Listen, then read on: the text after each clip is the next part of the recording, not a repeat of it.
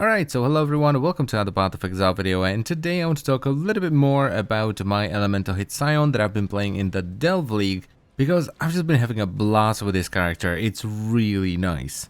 Now, I did actually pimp the character out quite a bit since the last video, and I decided to do something that I've never done before, and that's to do endgame bossing. So here is my first ever Chayula kill, and would you believe it, I actually got the blessing, so that was a nice bit of profit right there. Then I decided to finally try Shaper with this character, and it was probably the easiest Shaper that I've ever done, and this was on a 5-link. I then 6-linked my Chinsol, did it with a 6-link, and it was even better. And so far, out of the 6 or 7 Shaper runs that I did on the character, I think I only died once, so it is very nice. Though the loot could have been better, I only got boots and gloves so far. I will keep going at it though, because as I've said, the character is very nice for farming Shaper. It is super easy to do deathless, and I would kind of like a Dying Sun in my setup. The character is also very nice for farming the Elder and just farming maps in general because of the 2 setups that I have in there. I have a clear speed bow where I have Ellie hit with LMP and I have a +1 arrow quiver, and then I have a weapon swap into the 6-link Chinsol and a drill neck that has point blank corrupted onto it, so I don't actually have to run point blank on the tree, which means that I'm not losing any damage if I'm shooting at things at a distance with a clear speed bow.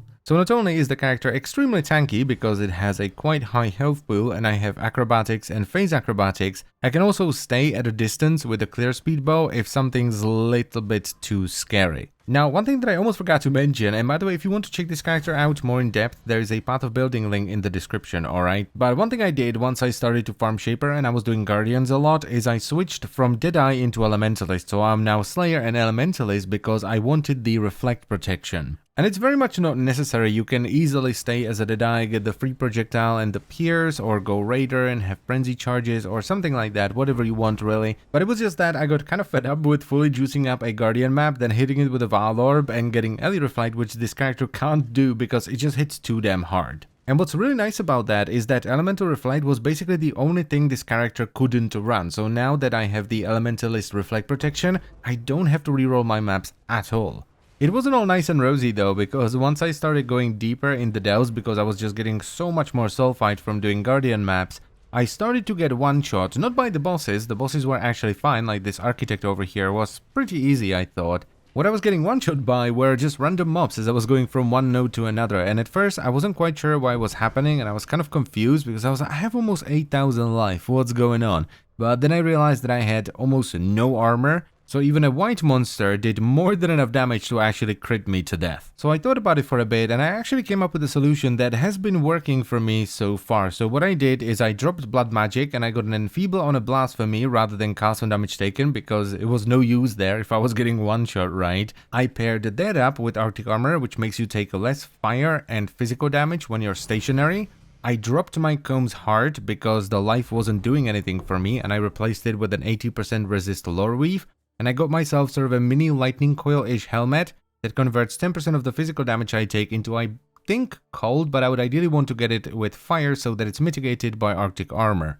And that, as I've said already, has been working for me so far. I still get one-shot every now and then, especially in some of the Primeval Chambers, Val Outposts, or the Abyssal Cities, but it's not by white mobs anymore, it's by like a rare that has extra fire damage and sub-fizz. So while I do have to be extremely careful when I'm doing some of these encounters, because if you die in there, that's it, you can't go back in, it is much easier to spot a rare with sub-phase than some random mob that just runs up to you and chomps you to death. And with that problem solved, I finally decided to do what I wanted to do with the Juggernaut, and that is to finally try Uber Elder. Because I thought, you know what, the character is pretty tanky, it does good damage, so I'll just give it a shot and see what happens. And let me tell you, it was quite an experience. Now, my first attempt actually went surprisingly well. I managed to get them down to under half health before I ran out of portals. And that gave me a lot of confidence, both in the build, because I now knew that it actually does enough damage to do the encounter, and it's tanky enough to not get randomly one-shot by bullshit. And it gave me a big bump of confidence as well, because I was pretty sure that the biggest hurdle to overcome with this fight was gonna be me being too spasmatic, not being able to manage everything correctly, and just dying over and over and over again to stupid things.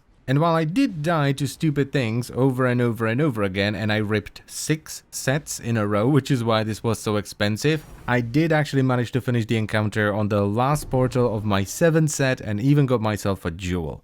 However, I did eventually have to take off my Azurite boots, which I have corrupted for 10% attack dodge while moving, which I thought was going to be really nice for the encounter, and use Comb's roots for the stun immunity instead, because getting stunned in this fight is a death sentence. It's what I died to most of the time before I switched over to Comb's roots, whether it was me not really paying attention to Shaper, getting clipped by the first ball, and then, just died to the follow-up balls because I was stunned. Or, this was happening a lot as well, one of the bosses meleeing me and stunning me just long enough so that the other boss would kill me with its ability. But I did it, I persevered, I tried it again and again and again, sinking almost all my kills into Shaper sets, but I did just a little bit better each time until eventually I killed it, and it felt really good. That Elder loot explosion, by the way, is the only clip that I have from the final attempt where I actually managed to kill it, and it's my own fault. I derped out and I forgot to stop recording after the previous attempt, which meant that when I pressed record after I got another set and put it into the map device, it stopped recording rather than start recording. And I've only realized it once I've killed Elder and I alt-tapped out of the game to check the recording, at which point I panicked and just slapped the record button so I at least have the loot explosion. And that's pretty much it for the video, so yeah, this Azurite Scion is hands down the best character I have ever played. It's really fast, it's an immense amount of fun to map with, it can delve pretty well too if you actually invest into some mitigation and you don't rely on raw health like I did in the beginning. And even I managed to kill Uber Elder with it, so I would highly recommend you give this character a shot. There's plenty of guides on the internet that you can follow, but just in case you want to check out my character more in depth, there is once again a Path of Building link in the video description. And as always guys, I thank you very much for watching, I hope you've enjoyed the video, and I will see you next time. Bye bye.